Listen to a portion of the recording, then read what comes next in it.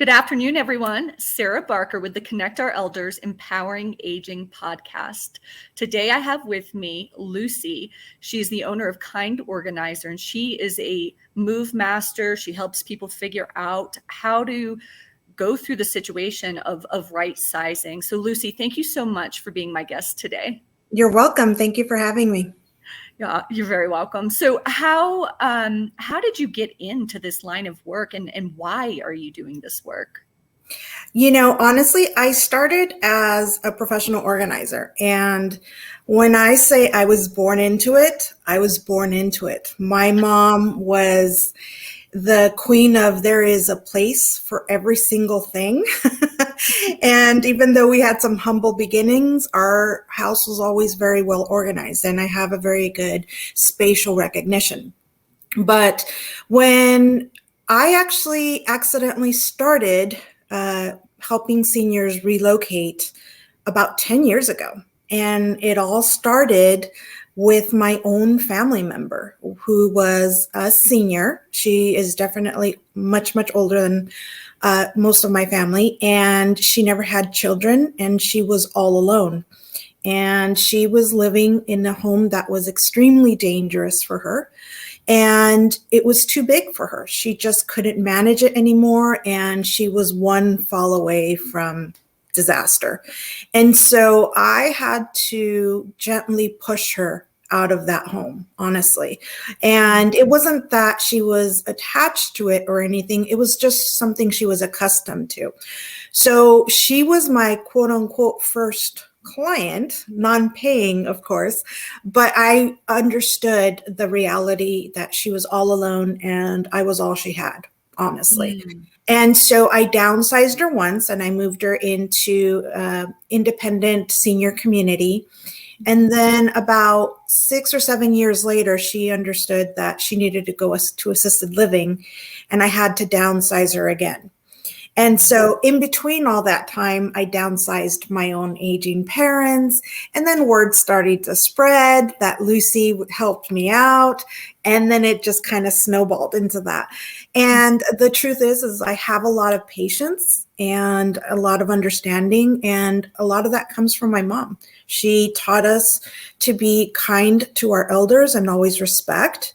And it's been very much a part of our upbringing. So that attached to my background in, event planning and logistics, I just married the two, and it's just a natural progression. It all came together perfectly. And that's a beautiful, beautiful story. What do you find is the most difficult aspect of the work that you do? The hardest part is that most families are not prepared. And in the end, they struggle quite a bit with conversations that may have, if you have them early enough, it would have prevented a lot of the stress that they go through. And it's sad to see because a lot of it is preventable with just a matter of starting that conversation. And that's what you're doing through the workshops. And I'm really grateful today to be able to bring the education that you do in these workshops. I'm grateful to be able to bring that to our audience virtually. Thank you so much. So without further ado, I'm going to go ahead and add your presentation, and then you can just let me know when to click to the next slide. Sure. So my company's called Kind Organizer, and we are professional organizers as well as senior move managers. So we're a combination of both. We're based out of Southern California, down in Glendora, which is in the San Gabriel Valley, which is about 35 minutes east of LA. So. Okay. Is that your service territory, or do you provide your services outside of that territory? Well, for the most part, yes. We go from Pasadena to Fontana down towards Brea. So we're kind of like a big trapezoid. But I always tell my clients or potential, if there's someone all alone, doesn't matter where they are, I'm going to go get them. That's like where my heart is. And if someone is all alone, has no family, or just, I work with a lot of fiduciaries and powers of attorney, and they find themselves in those situations. Doesn't matter where they are. I'll go get them. So I love that. I absolutely love that.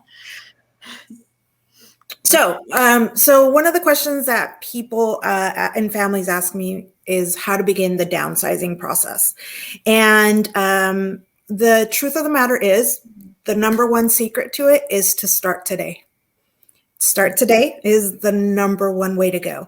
The more time you have, the less stressful of a process this will be. When you wait to the last minute is when it becomes really tough.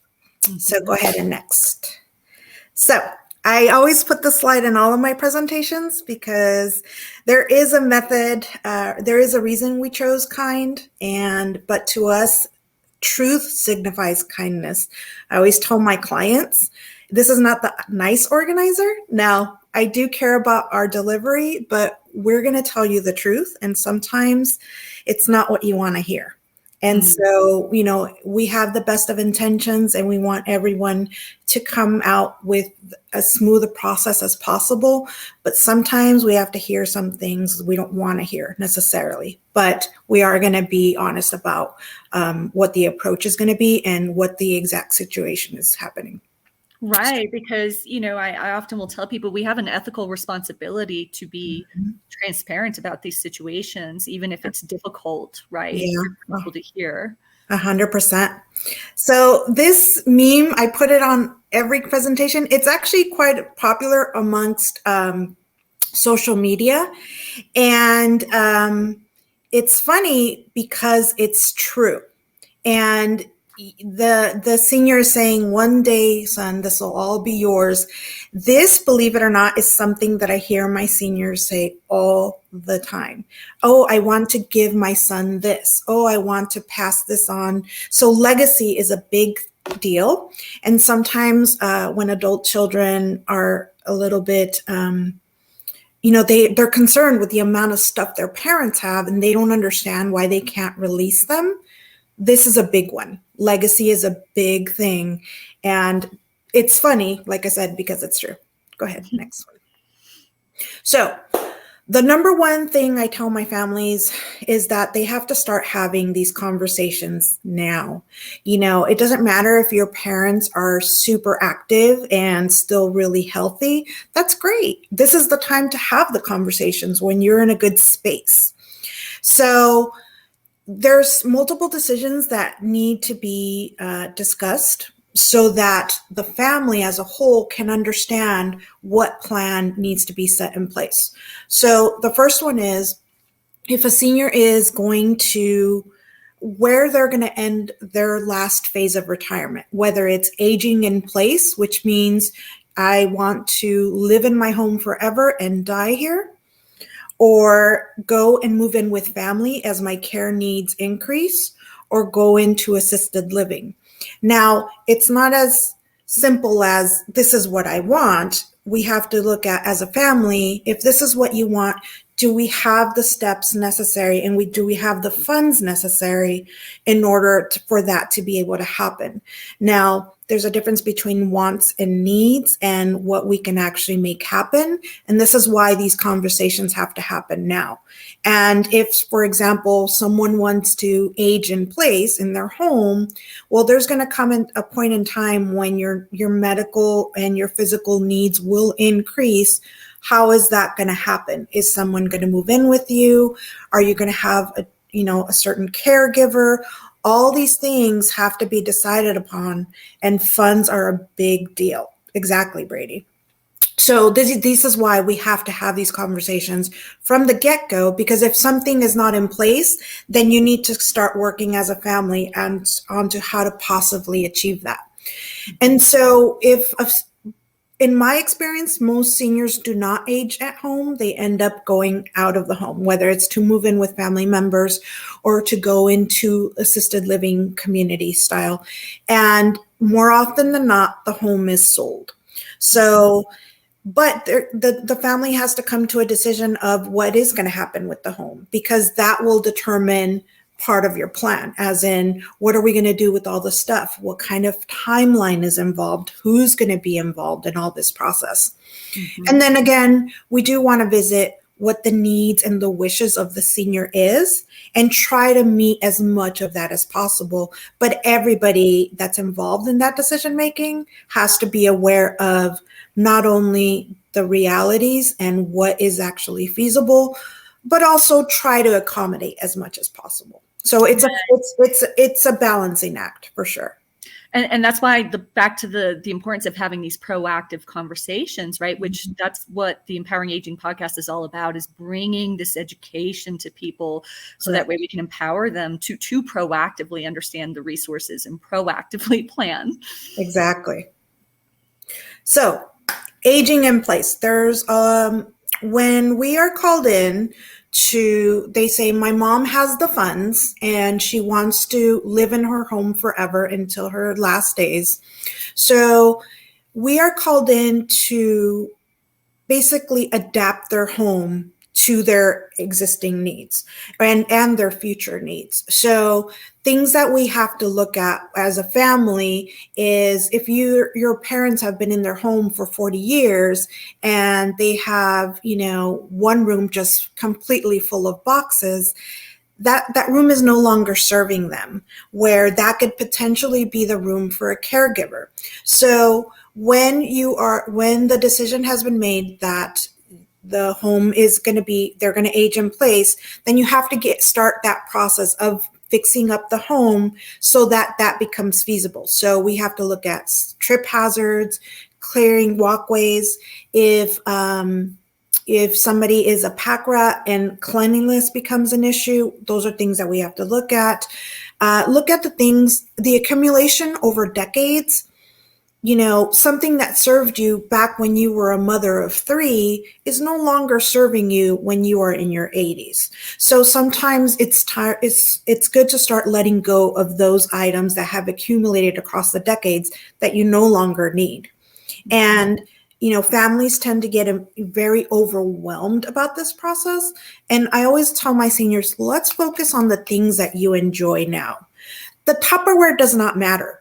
It really does not. Let's focus on your photo albums. Let's focus on your trophies. Let's focus on things that you enjoy now and that you hold dear. And let's focus on those things.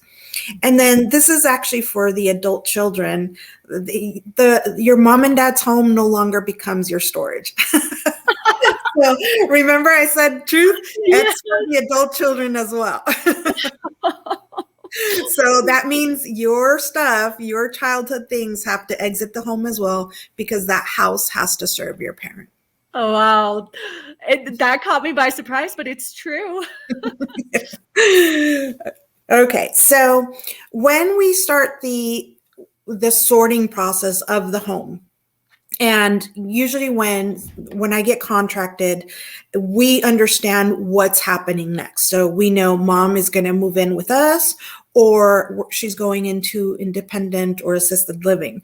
So that tells us a lot about the space that they are moving into, which identifies how much stuff they can truly take and what items they're actually going to need as well as care about. So when they move into a family home, so they move in with daughter or son or whomever, the amount of things that they can take are very limited, because it's usually confined. You're moving to an already established home. And so typically you will have your own room. And so when we focus on that downsizing process, we really ask the senior, this room is going to be your own sanctuary. There's going to be times where you're going to want your own space and, away from the family and the grandchildren. And so how would you like to spend your time in that space, and what's going to make you feel calm and relaxed? Hobbies that you enjoy, whatever the case may be. So we focus around those and identify those things in order so that the family has their own space, and so do you.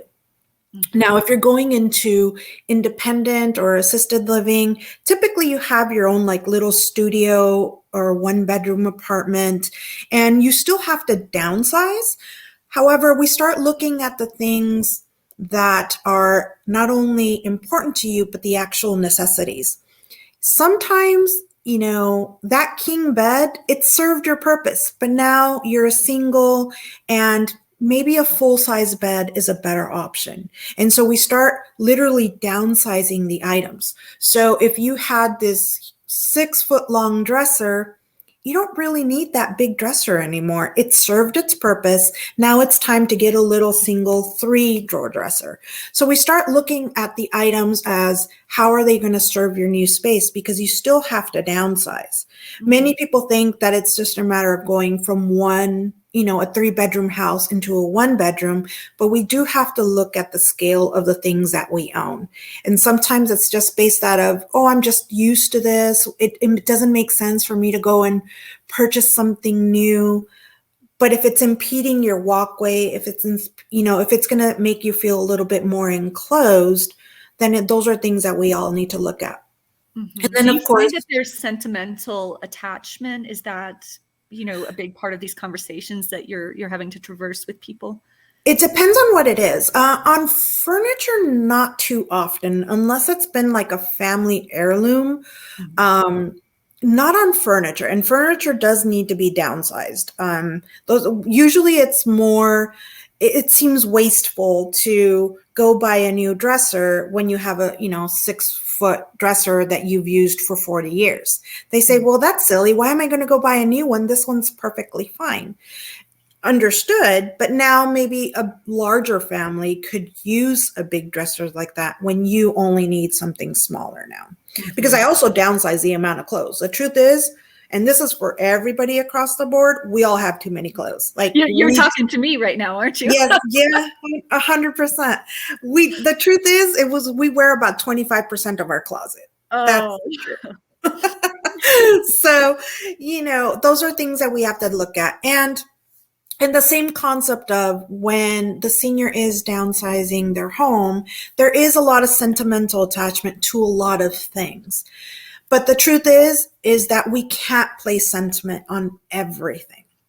So, on a case-by-case basis, we do look at, we do a lot of listening. We do a lot of questions and really identify what matters most. And I'll say, for example, okay, you were a mechanic and that was a big part of your identity at one point in time.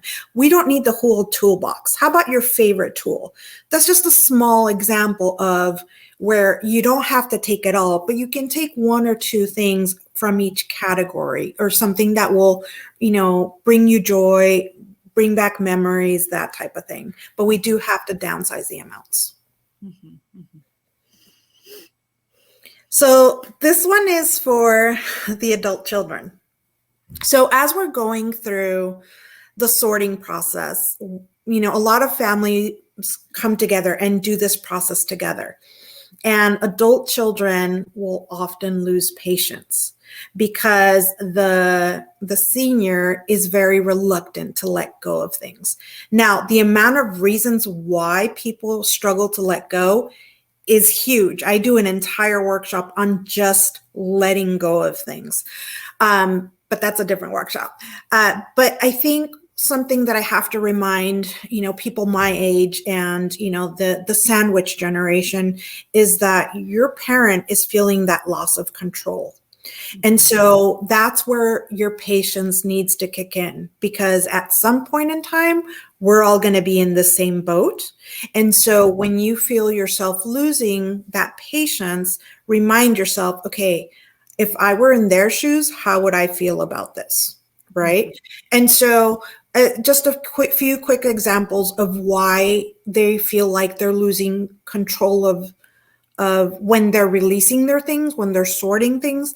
Part of it is, their items are a part of their identity. It was a sense of their belonging in this world, a sense of accomplishment. So, they worked really hard for these things, and just to see them go away is really a big struggle. Something that I always tell people, you worked hard for this furniture, but it served you.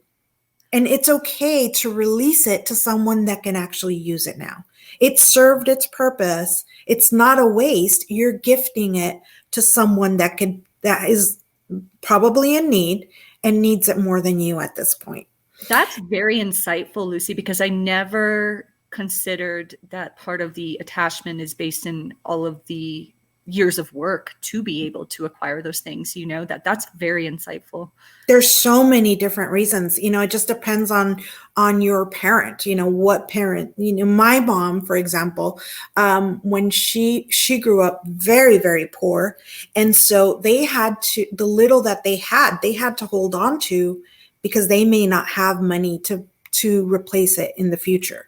It's so fascinating, because we were joking, right, about I have a lot of clothes and shoes, but it's because growing up we didn't have a lot of clothes. So for me, it is this psychological thing of being able to look at the stuff. So it would be very difficult for me now. And I can imagine even more difficult once I'm in our senior shoes, right, to be able to release the clothing. Yeah, yeah, exactly. There's there's so many reasons. The other one is maybe I'll need it later. That's a big one. And I always tell my seniors, if it's something that can be replaced, then you have to kind of weigh, what's it doing for you now? What's it costing you now to hold on to something that you currently do not need, and you haven't used for 10 years, but you may need it 10 years from now. If you actually do need it 10 years from now, purchase it 10 years from now. But the truth is, if you haven't used it in 6 months, you're not going to use it again. That's very true for many things. But honestly, out of anything, the loss of control comes from the fear of the unknown, that next step. And so again, coming back to for those of us that have aging parents and we start to lose patience when they're not releasing things, that's really where it's coming from. More often than not, it's that fear of the unknown and not being able to control the outcome. Mm-hmm. That makes sense. Mm-hmm. All right. So everybody says, okay, great. We know where it's coming from. How do we start the process to downsize? Again, I will say it until I'm blue. Start now. Start today. People start too late with this process, and then it becomes really tough. So as far as for family as well as the seniors, everybody has to be honest about the time and energy that they have. So, we live in this generation now where, most of us in the sandwich generation are full-time jobs, dual job households with raising children and actually having to start care about our aging parents as well. And so, our generations are different now. Back in the day of when my mom had us as kids, she was a stay-at-home mom and she was able to participate in caring for her parents. Not to say that being a stay-at-home mom is easy, because it's not, and I've done it. But, you don't have the pressures of, going outside, and you're able to manipulate your schedule a little bit better. And so for their generation, it's hard for them to understand sometimes, why doesn't Jimmy come and, fix this for me when Jimmy is, straight out of work, running to coach, his son's baseball team and running to showers for dinner and all these different things. So the reality is that we're at a different time and we have less time now. And so we have to be honest about the time and energy that we have to devote to this. Now, it's not to say that it's not possible, but if everybody comes up with a plan and, starts helping with a plan in place, it is doable if you start now. Mm-hmm. If you wait until you have to absolutely move out 2-3 weeks from now, or sell your house in a month in order, it becomes really difficult and really stressful and overwhelming. And that's where I usually get called in. And by the way, I was going to mention that I didn't want to get ahead and keep it further in the presentation. But when we were just chatting at the beginning, you were mentioning that the majority of the situations are these last minute crises type situations. And you're on this mission, again, back to being proactive in these conversations. 100%. And there's nothing with asking for help. And so, with seniors, they'll say, oh, well, my kids are always busy. Well, maybe you have a friend, or maybe you have somebody from church, and it doesn't have to be heavy lifting. Like that's not what it means. It means, hey, Sarah, will you come by on Mondays for 1 hour, have some coffee while I sort through my kitchen stuff and I get rid of what I don't use anymore? I mean, it doesn't have to be this complex thing. It doesn't have to be so overwhelming. You know, there is if you have the luxury of time, enlist help. Get your adult or your teenage grandkids, if you have them, or in college. They can afford an hour a week, you know, where they can come and help post something for sale if you want to online. Make them entrepreneurs, have them, you know, earn 50% of what they sell, and they're helping you get things out of your home, as well as teaching them, you know, some sales skills. And that's a beautiful idea. Yeah. Yeah, and you get them in your life, and you want time with your loved ones. This is something that can happen. But now I'm going to speak directly to the seniors. I think it's great to enlist help, and definitely do it. But you have to be mindful of letting go of things as well. You're not going to need every single thing. It's okay to release those things and let them serve someone else. So my little caption for them too. Like, we all have to be patient as adult children, but seniors also have to be realistic about letting go of things, and we can't keep everything. Mm-hmm. Now, the other reason that I say, you know, start with as quickly as possible is because you can turn this into a year-long process if you want. You can do it Mondays and Saturdays. I mean, sporadically as you want, but it becomes a schedule, because there is such a thing as decision fatigue. And this is extremely important and true, and it happens with every single client. There comes a time when if you have to do it in a short amount of time, the ability to continue making decisions on what stays, what goes, what happens to these things. I mean, even if myself and my team is doing all the physical work, at the end of 4 hours, they're all exhausted. They're like, I didn't lift a finger and I'm exhausted. And that's because there's so many decisions that have to happen. That's why if you start now and you spread it out little by little, then it won't be as tough of a situation.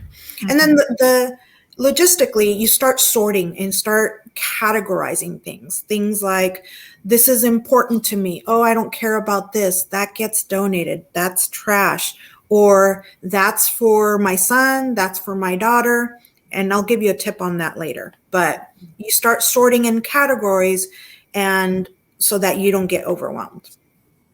Okay. I mean, I can see the value in somebody engaging you, because I think sometimes, you know, I was just thinking about if I were to help my mom, I wouldn't even think to look at as, you know, at different categories, right? Mm-hmm. You're making it more manageable for people to go through this. Yeah. Now, letting go. So, you know, everybody has different sentiments about physical items, and the truth is we're not going to take anything with us, right? And so, but, you know, there are certain things that we all hold dear because they have memories attached. You know, I'm not one to say release it all and throw it all away, give it all away. No, there has to be a happy medium there. But I would say the bulk does have to go. But when there's big items that no longer serve a purpose, but there are memories or sentiments involved to it, I say take a picture of it. Because if you can't take it with you, maybe you can take a picture of it and start building like an album of things that are sentimental. Or, for example, I had one client that had, you know, was a very prolific sports coach, not to release too many details. And she had trophies and plaques and photos and flags and just so much memorabilia. And there was no way we could possibly take it all. So we took all the major items, the big, statewide and national, and we took those. But on the smaller items, we took photos of them. And she was able to kind of associate it with former players and that type of thing. And we created, a small booklet for her to be able to refer back to. And then other situation happened there. But the point being is you can create something like that. And again, that's where the young grandchildren are really helpful. You task them with that. Take a photo and create something on Shutterfly for your grandma, and there's your Mother's Day gift. I mean, you just got to find, creative ways to get them involved. Mm-hmm, mm-hmm. And then when you go through for a senior and they're selecting the things that will come with them to that next phase, it is true. Pick what you love. Pick what you enjoy. I had one situation where there was, we'll just call her Mary. Mary had 20 ladles. I said, Mary, you're not going to cook anymore, which is fantastic, by the way. Every mother can't wait for that. You don't need the 20 ladles anymore. It's okay to let them go. Do you love the ladles? No. Okay. Then let's pick out something we do love. So, and then as far as, that legacy thing that we were talking about where, they just want to gift something to their children. So I say this to both sides of the family. To the senior, I say, don't take offense if they don't want the things you want. Do you want to give them? Give them to someone that will appreciate them or will need them, because at some point in time, you had your own family and you were building on your own things and to your taste and to your needs. And what you needed back in your 30s maybe not be what your son or daughter needs now. And then to the children, I say, if there's something you don't want, it's okay to say no and gift it to somebody that potentially can. Mm-hmm. But here is the best tip that I have for all the families, and write this down. So this is what I suggest to all my families to do. If you're a senior and you want to gift something to your children, don't pick it out. Call your son or daughter and say, look, I would like to gift you some of my items because I am downsizing. I want you to think about what you would like. By the way, not the house, not the car. We're talking about sentimental items and things in your home. And tell them, take a week to identify what it is you want. And then email me or write a letter, whichever you're comfortable with, and tell me why it is you want those things. And I will tell you what it will accomplish. Number one, it'll take something out of your home. Number two, your child's going to take something they actually want and reminds them of you. And three, you're going to get the story behind it. And it's going to be things that you never even thought of. I love this, Lucy, because it's creating that connection that is so sorely needed. Mm-hmm. Yeah. I did this exercise with my mom as well, and she was floored. She didn't, I picked out a pair of bracelets and her perfume bottles. That's all I wanted, because those are the things that remind me of her. And I have a dress, but I already have that with me. But that's it. How did you learn this? Like, is this just, did you know to suggest that intuitively? No, I'll be honest with you. No. I actually read that in a book, and I apologize. I don't remember which book, but when I heard it, it clicked, and I'm like, oh my God, that is so true. No, I'm not taking credit for that one, but I apologize. I don't remember. I read it in a book and I thought it was brilliant. It is. I mean, you're just full of all kinds of amazing suggestions. I'm really hoping those of you in the audience are writing these suggestions down. It will be downloaded as a recording and uploaded to the YouTube channel. So if you're not watching it live, you can definitely go back and watch the recording. Okay. So this is where when starting now, making a schedule works. Now, a lot of my clients will think, oh, I just want to get this done. And how are you going to get rid of 40 years of stuff in 4 weeks? And by the way, I have done it, but that's with a team of people. like, like if you are just a family and a senior and going through this process, you got to give yourself some grace. You definitely give yourself a timeline, but don't expect to get rid of it in 4 weeks. Like you're not going to lose 40 pounds in 4 weeks. You're not going to lose 40 years of stuff in 4 weeks either. Mm-hmm. So you want to set yourself an attainable goal. So if your goal is to sell your home and completely downsize it, then set yourself a timeline to do that. And that timeline depends on the amount of support and help you have.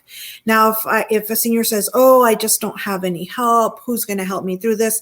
That's where you hire help. That's where someone like me comes in and says, it's okay. We will come up with a plan and we will get it done for you. And we'll work together, but we'll understand which way it's going to go. But if you have the luxury of time, make it part of your routine. Like I said, maybe Mondays and Fridays for an hour a day. That's all you need. And Mary's going to help me on Monday and Frank is going to help me on Friday, and just to do a little bit at a time, but start with one space at a time. This is where people get really lost. Everybody wants to tackle the entire house all at once and then get overwhelmed and don't start. Mm. I always say leave the garage till the end, because that can just, completely stop a whole project, because garages can be overwhelming. I say start with the linen closet. Truth is, you don't need, I would say 70% of those linens, get rid of them all, keep what you need. Mm-hmm. And then after the linen closet, go after your bathroom in the mirror, see what's in there and start disposing old expired medication, half-used shampoo bottles, all that stuff. Either use it or throw it away. One space at a time, make it part of your routine. And, if you feel like, oh, I can do more than an hour, then okay. But don't overdo it where you just completely stop. Mm-hmm. So, make a schedule. And then again, if it does become too much, that's where hiring help works. So, I often say, I joke because you get a professional organizer and a move manager and a therapist and a mediator. And we all rolled up in one. But the truth is when you hire help, they're unbiased. So I find myself in the middle of families often where there's lots of opinions and everybody, has an opinion about the stuff. And so at the end of the day, whatever decision happens doesn't affect me. So if I come in and I say, look, Jerry, your mom really likes this rocking chair, I can make it work. It's okay if we take it. But I'm also going to say, but Mary, we don't need the 7-foot long dresser anymore.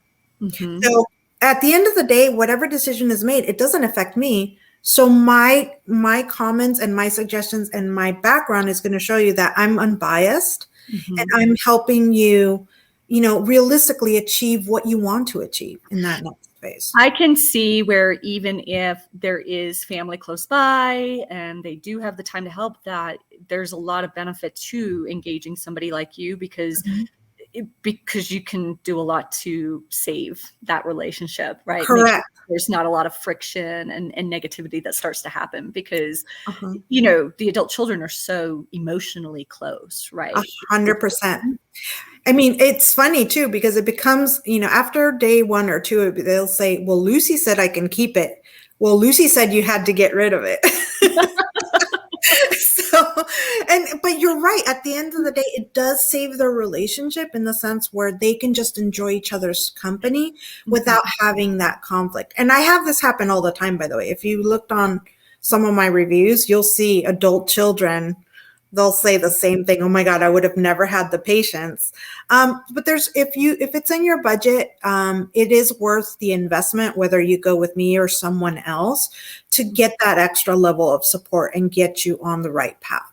Many times when families come in and they say, I definitely want to help, I welcome them, but I always tell them I'm the navigator of the ship and I will get you to where you want to go. And I will give people tasks and homework based on the time that they have and they can participate in. This is so much more complex than I was expecting, Lucy. So much psychology behind the work. A lot. Yeah, there is. So the best tips that I have for families is have the necessary conversations now. I know they're hard. Listen, I'm in the same boat. I have aging parents and my mom is very amenable because she knows the process. My dad is another story. So I'm in it now. I understand how hard these conversations are, but they're necessary. Again, start downsizing now. And then just remember for adult children, how do you want to be treated when you reach this phase? Because we're all going to be at this point one day. And so not only will it help you with patience with your parents, but it'll also help you prepare for your future as well. What is your, well, real quick before I ask some questions. So for everybody listening right now, if you have additional questions for Lucy, or if you want to reach out to her about your loved one or yourself, her contact information is right here on the screen. And I'll make sure that I repost it with the recording. Okay, Lucy, so what is your advice when, and I'll take my situation, right? Hey, Mom, why don't I hire somebody to come and help you clean out the basement or, go through the things? And the response is, no, I want you to do it with me. And I already know that that's probably not a good idea. So what is your advice to the audience on how they can better navigate those conversations? So, okay, when I do have these situations happen where the adult child is the one hiring me, and I always, it depends on the situation. And like I said, sometimes the emergency ones are medical. They're medical, like mom fell, she's in skilled nursing, she cannot go back home. Those are tough. You just kind of have to go into it. That's the reality. But when that's not the situation, here's what I suggest. I would suggest carving out some time, like maybe a Saturday or a non-work day, and for one session, work alongside your mom and the organizer or the move manager or whoever it is that you hire to do this process. Because not only will you both understand the process a little bit together, but that level of insecurity goes down. So your mom won't be with the stranger, in her home, touching her things, telling her what to do, but she'll have you as a safety net, and you're going to understand the process a little bit. And then, if you have a good organizer that you mesh well with, sometimes by me telling the adult child, okay, well, this is what you need to do. If you really want to help your mom, this is what you should help in this process, but your mom is the decision maker on these things. So not only am I giving you tasks where you can actually help, but I'm giving your mom some control as well, so that the comfort level also increases, and it's like a soft introduction. Yeah, and I can see where you would in some ways be a mediator, right? And it never, Lucy, it never even crossed my mind. And I've been in the senior care industry for a long time, and we talk about how it can be uncomfortable for somebody to have a caregiver come into their home that they've not met before. And it never crossed my mind that my own mother may feel uncomfortable if I were to hire somebody to come in and help her organize, because it's somebody she doesn't know. Exactly. It's the same thing. And that's where, I always tell my clients the very first day is always very slow.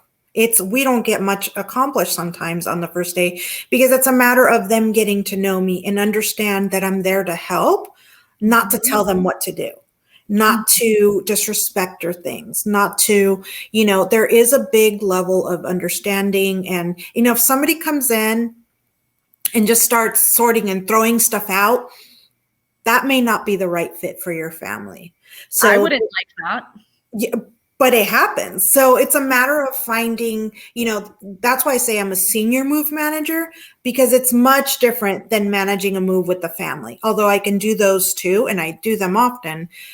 Being a senior specialist is way different than just being, a professional organizer. I can organize family homes all day long, which I do, but organizing for a senior is a different story. It's a different story. So it's a matter of just finding somebody, and there's professional organizers out there that specialize with seniors as well. And it's a matter of, it's just a different level of patience, of understanding. And like you said, there is a lot of psychology behind it.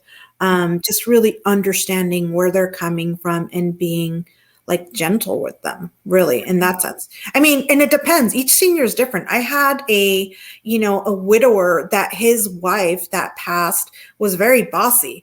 And so he gravitated there. I'm like, okay, so I'm going to boss you around. And I was like, you need a wheelchair. And he loved it. And he was like, okay, I need a wheelchair. But at the end of the day, he was happy, and it was for his own good and his, and so it's a matter of finding somebody that meshes well with like your dynamic. Mm-hmm. Is there a network of people like you? So, you're serving in California area, but like, let's say I did want to identify somebody for my mom in Maine, right? Mm-hmm. Is there some sort of organization that you guys belong to where people can find people? There's one called NAPO. It's the National Association of Professional Organizers.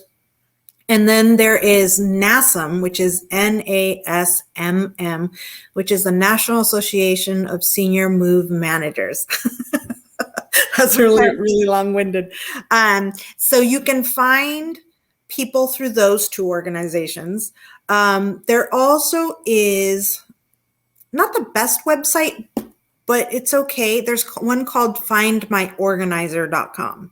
And so that one, it's not the best run website where like it's not as easy to find, but you can narrow down by state and look at their description if they specialize with seniors. So for example, you can find me on there, but I'm at the top because I actually do work with seniors.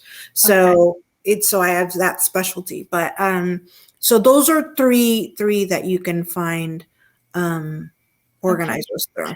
And what is so we've talked about, right, starting slow, categorizing, one room at a time, but what does the process look like if somebody were to engage you? So you're organizing the home, deciding what to release, what to keep. Are you managing the moving truck or helping them to sell items? All of it. Yeah. So every single family is different, right? I wish there was a one size fits all. It's never a one size fits all. So when a family contacts me, I go into like 100 questions to find out what their situation is. More often than not, most of my clients know my mom is going to move in with me. My mom is selling her home, going to assisted living. So we know what's happening, like where they're going next. And so based on where they're going next, I say, okay, so what is our timeline?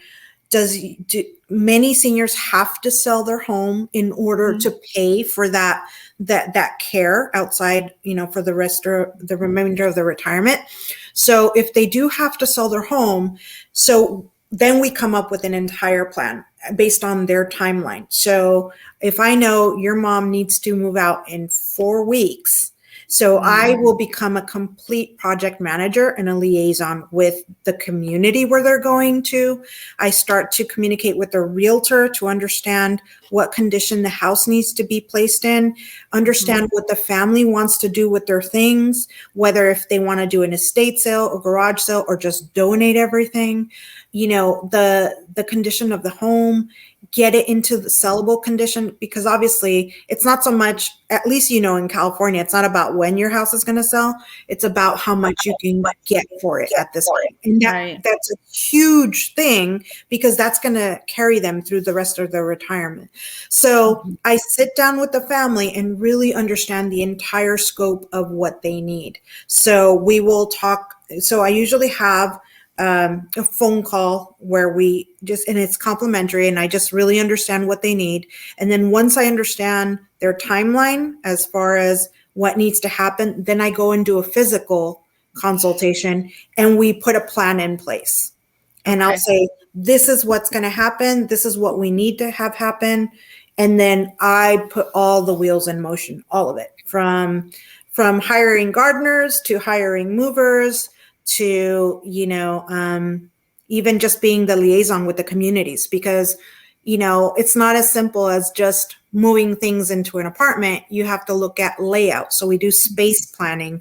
If your mom has a challenge of raising her hands above to this, if that's all they can do, it doesn't make sense. A moving company will go and unpack you and put everything up high.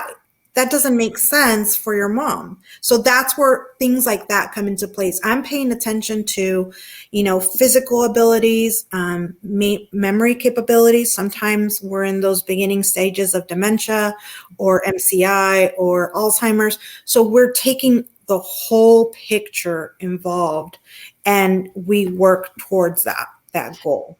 It's very complex, Lucy. So I'm sure some people just find you by doing a Google search, but you had mentioned you work closely with private fiduciaries. What are some other professionals that you're looking to connect with that, that are good collaborative partners for you? So here's a side tip for those families that are in the beginning process of knowing what next steps to take with their parents.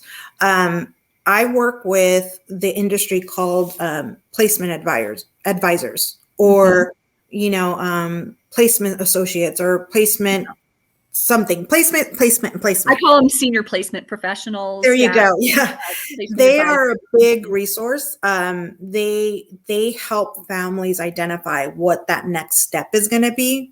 As far as their care, financially, what's feasible for them, and so. Oftentimes, families or seniors will say, well, I can't move into assisted living yet because my house, what am I going to do with all this stuff? And they kind of like shut down. And that's when they call me and they're like, Lucy, come and speak to the senior. And once I show them the plan in place, that it is doable. It's just a matter of finding the right path. So I work with placement quite a bit. The actual communities as well. The assisted living communities, they refer me out quite a bit.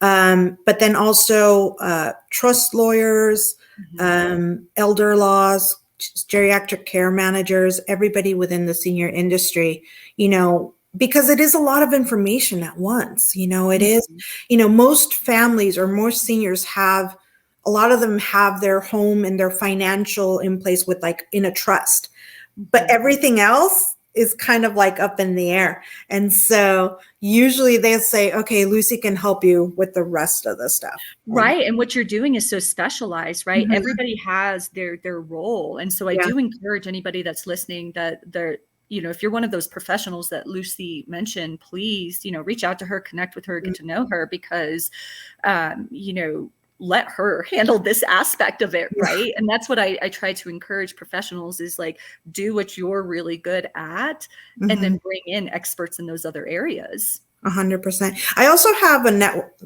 not a set network, but I do know of my counterparts in other states. So I actually know someone in Colorado. I know 2 in Florida. I know 1 in Michigan, and we all communicate and we speak the same language. So we know what we're talking about. So I can actually refer out to different states as well. I am so happy to hear that because I am looking for somebody like you in Boca Raton, Florida. Okay. So if you have a resource, and it's not directly for me or one of my clients, but one of my clients' clients. Yeah, so, I definitely do. Mm-hmm. Okay. Well, I really enjoyed this, Lucy. Everybody in the audience, I hope you enjoyed this too. It was extremely informative. We'll have to get you back on to do another workshop. We'll do about letting go. Yes, I would absolutely love that. So I will reach out to you offline and we'll go ahead and get another one scheduled. I really appreciate you being my guest today.